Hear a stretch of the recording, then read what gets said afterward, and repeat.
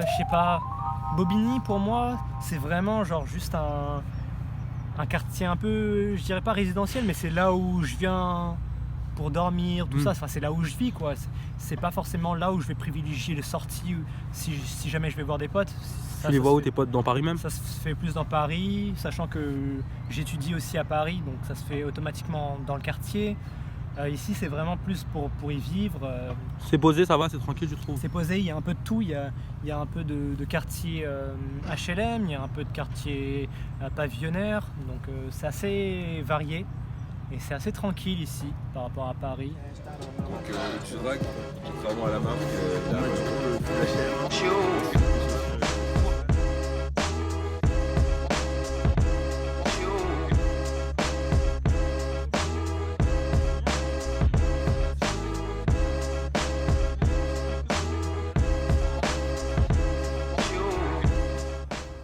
Alors bonjour, je m'appelle Srijan Marjan, je suis étudiant en école d'architecture à Paris-Belleville et actuellement je suis en année de césure pour un peu réfléchir à mon avenir et voilà, donc j'ai participé au concours Vue sur rue qui a été organisé et du coup voilà, je suis là pour répondre à quelques questions.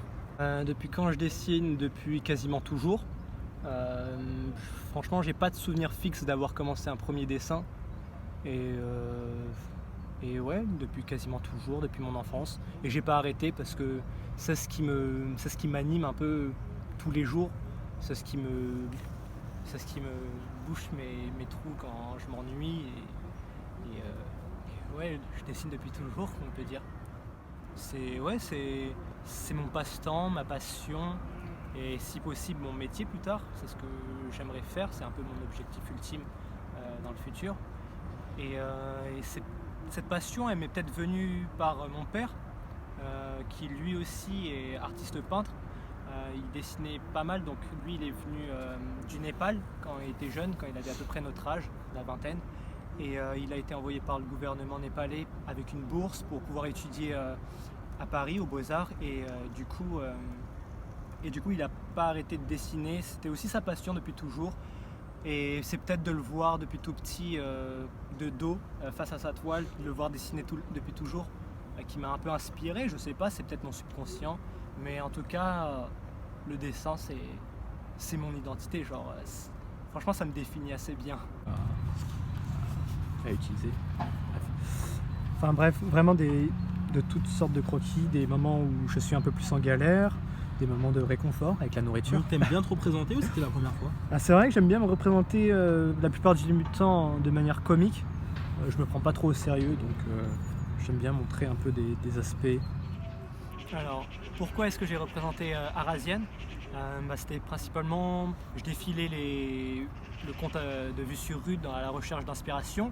Et c'est vrai que cette photo qui s'affiche actuellement à l'écran, elle m'a un peu inspiré parce que, je sais pas, ça représentait vraiment un personnage avec ce maquillage un peu, pas extravagant, mais très marqué. Vraiment, il y avait comme une personnalité avec ce maquillage qui marque les esprits. Et du coup, j'ai décidé d'en faire un personnage un peu dans l'univers rétro, un peu, comment dire, futuriste. Tu dirais cyberpunk ou pas? Cyberpunk carrément. Et du coup, ouais, je sais pas, c'est sûrement avec la hype du prochain jeu vidéo Cyberpunk qui va sortir, qui m'a un peu inspiré, donc des mélanges d'un peu partout. Et voilà pourquoi j'ai représenté Arasienne. Du coup, le Vue sur rue t'inspire. Et la rue en général. Alors, Vue sur rue, qu'est-ce que ça m'inspire de nom? C'est un peu le regard qu'on a vis-à-vis de la rue, donc je dirais un peu tout ce qui est regard cliché, préjugé qu'on a, et peut-être que justement Vue sur rue est là avec son devoir un peu sociologique de casser un peu tous ces clichés, tous ces préjugés, et de faire évoluer un peu les mentalités. Donc voilà ce que m'inspire Vue sur rue. Voilà. Ok. Est-ce que toi t'aimes dessiner la rue, Est-ce que j'aime dessiner la rue? les paysages en général ou pas? L'extérieur quoi. C'est vrai que le décor, c'est pas forcément ce vers quoi je me dirige en général. Je me dirige automatiquement vers les personnages parce que je trouve que c'est un peu plus vivant, ça parle plus rien que dans le corps, mais aussi dans le visage. Mais je pense que pour le coup, c'est un préjugé ou un cliché parce que je pense que le décor, ça joue tout autant qu'un personnage bien construit. et ça peut dire autant de choses. Est-ce que je dessine beaucoup de décors du coup? Pas assez, il faudrait. Mais du coup en architecture, donc j'ai pu aussi pas mal dessiner en extérieur, que ce soit dans les rues de Paris, dans les musées. Donc ça m'a pas mal entraîné à dessiner d'observation, de perspective.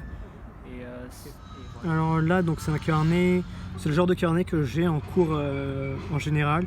C'est vraiment l'endroit où je dessine des trucs quand je m'ennuie. Des fois quand le cours m'intéresse pas forcément.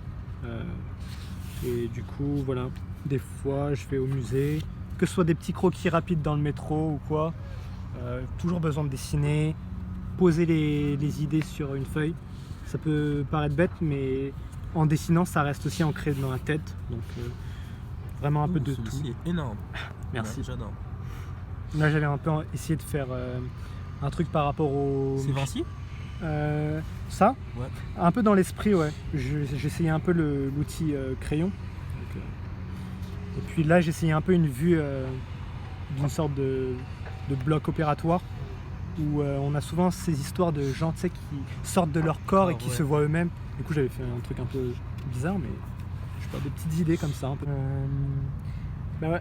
D'ailleurs, c'est un truc que je voulais dire, c'est que le temps, il passe assez rapidement quand je dessine. Genre, c'est comme un peu, genre, quand tu commences à dessiner, t'es tellement à fond dedans que des fois, tu penses pas trop au reste. T'es juste à fond, limite en transe, mais Du coup, je sais pas trop. je sais pas trop. Et ça, c'est que du crayon. Un peu de tout, là, il y a des trucs au crayon, il y a des trucs directement au feutre, il y a des trucs un peu des Ça, deux. par exemple, c'est quoi le personnage? Là, par exemple, c'est que du feutre.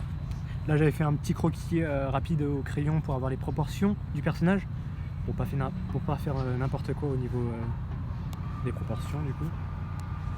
Mais tout ce qui est ici, c'est principalement des croquis que j'ai fait pendant les cours. Du coup... Pourquoi t'habilles tes personnages d'une manière ou d'une autre? Ok, je trouve que la tenue d'un personnage peut dire énormément de choses, selon s'il est autoritaire, son statut social aussi peut-être. Et ouais, franchement ça dit pas mal de choses sur sa corpulence aussi, sur quel genre de texture est-ce qu'il met, est-ce que c'est des trucs un peu froids, conducteurs thermiques, ou bien c'est des trucs un peu chaleureux, tu vois, ça met un contexte aussi. Donc tout comme un personnage peut raconter des choses à travers son visage, son corps, sa pose, tout comme un décor peut raconter des choses, et ben je trouve que la tenue vestimentaire peut raconter des choses aussi bien dans la création, dans la fiction, que dans la réalité à mon avis. Ok. T'as un style de cow-boy, c'est ça? C'est pas que j'ai un style de cow-boy, mais disons que l'univers cow-boy m'inspire pas mal. Après c'est vrai que cette veste par exemple, elle est de mon père de base, et il a aussi une influence un peu western, il aime bien les vieux westerns, donc ça fait qu'automatiquement je lui emprunte ses habits. Et du coup je tenais à vous remercier pour avoir organisé ce concours du coup, de m'avoir permis de faire ma première interview. D'ailleurs désolé pour ceux qui regardent si j'étais un peu timide ou quoi, je suis pas forcément à l'aise.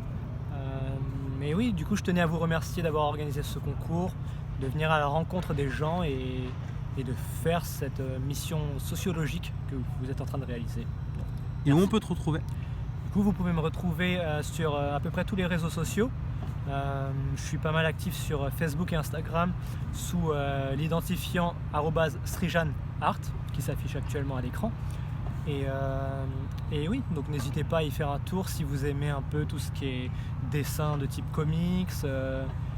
Ça viendra à évoluer avec le temps, sûrement en même temps que mes inspirations. Donc n'hésitez pas à y faire un tour et suivre ma progression artistique. Et c'est quoi la suite pour toi?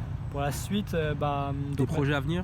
L'objectif ultime, c'est de vivre de ma passion, si possible en faisant des choses qui me passionnent, donc comme la conception de personnages, de créatures, etc. Donc ça, on verra où est-ce que je vais atterrir par la suite. Mais donc peut-être dans le milieu du jeu vidéo, c'est un milieu qui me passionne pas mal. Donc j'ai pu avoir un avant-goût de l'architecture, mais ce qui me passionne vraiment à l'intérieur de moi, c'est vraiment la conception de personnages, etc. L'illustration, donc plutôt du côté du jeu vidéo, je pense, et j'espère. De peinture. Ouais, c'était une option, du coup, comme je te le disais, on a différentes options, comme la photographie, etc. en architecture. Moi, ce qui me plaisait le plus, c'était le côté peinture à l'huile.